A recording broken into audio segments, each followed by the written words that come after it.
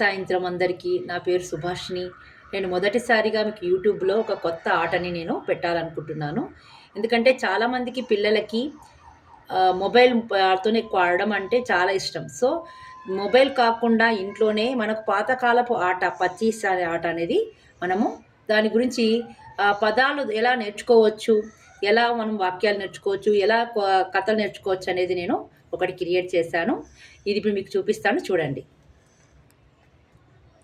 Okay, ఇది ఎలా ఆడాలి అంటే నేను దానికి హెడ్డింగ్ ఏం పెట్టానంటే పచ్చీసు మిశ్రమ పదాల ఆట అని పెట్టాను. మిశ్రమ అని ఎందుకు పెట్టానంటే దీన్ని అనేక రకాల పదాలు అనేటివి వస్తవి. అవి ఏంటంటే ఎగ్జాంపుల్, ఇక్కడ పెంపుడు జంతువులని, మాంసాహారం అని చెప్పేసి మాంసాహార పక్షులని, మాంసాహార జంతువులని, ఇలా కొన్ని నేను హెడ్డింగ్స్ రాశాను.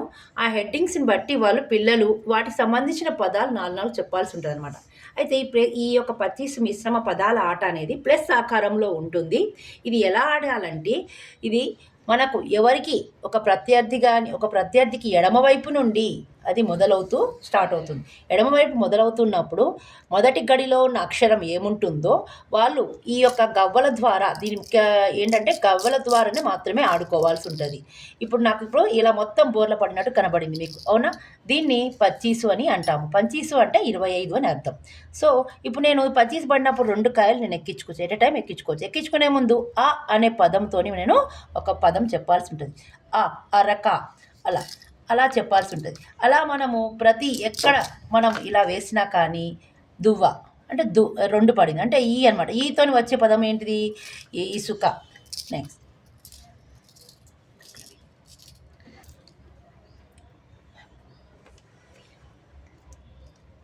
ఇది ఇలా మొత్తం బోర్ల పడినట్లయితే దాన్ని పచ్చీసు అంటాము.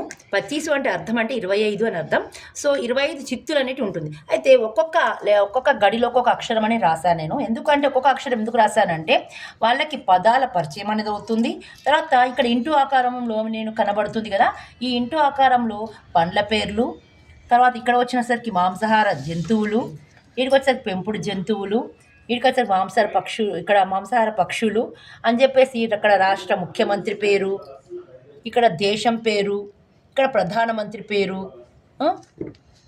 ఇక్కడ ప్రయాణ సాధనాలు, ట్రాన్స్పోర్ట్ అని చెప్తాం కదా, ప్రయాణ సాధనాలు, ధాన్యాలు, ఇక్కడ వారాల పేర్లు, వీడికి వచ్చేసరికి తీపి పదార్థాలు.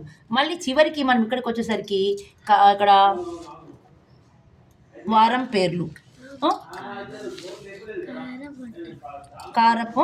కారం వంటకాలు అని చెప్పేసి ఇక్కడ. అయితే గమ్యంకు మన ఇంటికి ఇక్కడ నుంచి నేను స్టార్ట్ అవుతున్న కొద్దీ ఇది ఇలా తిరుగుతూ ఇక్కడికి వచ్చారనుకోండి. సపోజ్ నేను ఇక్కడ ఉందనుకోండి గడిలో, ఇక్కడ నన్ను ఎవరు చంపడానికి వీలు లేదు, నేను ఎవరిని చంపడానికి కూడా వీలు లేదు. కానీ మధ్యలో ఎవరికైనా వచ్చినట్లయితే మధ్యలో వాళ్ళు వస్తున్నా నేను వస్తున్నా ఇలా నన్ను చంపేయొచ్చు అనమాట.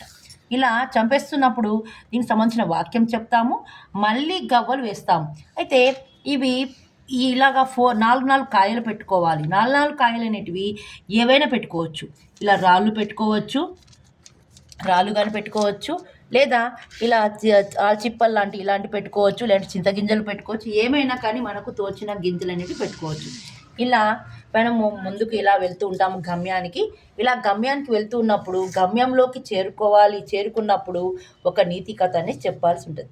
ఇలా చేయడం వల్ల విద్యార్థులకి ఏంటంటే సులభంగా వాళ్ళకి ఈ పదాలు నేర్చుకోగలుగుతారు, వాటికి సంబంధించిన పదాలు చెప్పగలుగుతారు, ఒక నీతి కథ కూడా వాళ్ళకి తెలుస్తుంది.